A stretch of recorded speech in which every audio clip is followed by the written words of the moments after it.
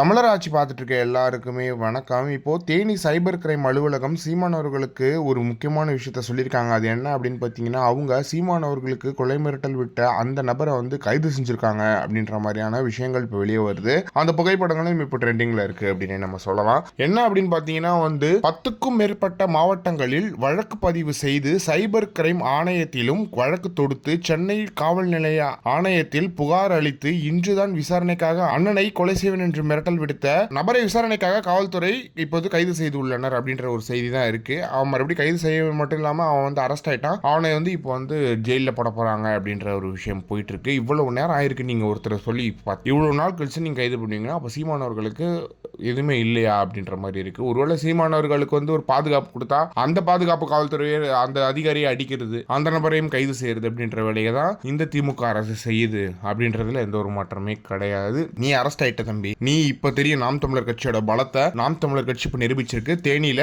அவன் கைதாகப்பட்டிருக்கான் அப்படின்றது ரொம்ப மகிழ்ச்சியான விஷயமா இருக்கு. தேவையில்லாம சீமானவர்களை சீண்டி பாக்குறதும் அது முன்னாடிலாம் சீமானவர்களை யாராவது பேசினார்களா சீமானவர்கள் அமைதியா போயிடுவாரு. ஆனா இப்போ அப்படி இருக்க முடியல. சீமானவர்கள் தம்பிகளால அப்படி கொதித்து எழுதுறாங்க.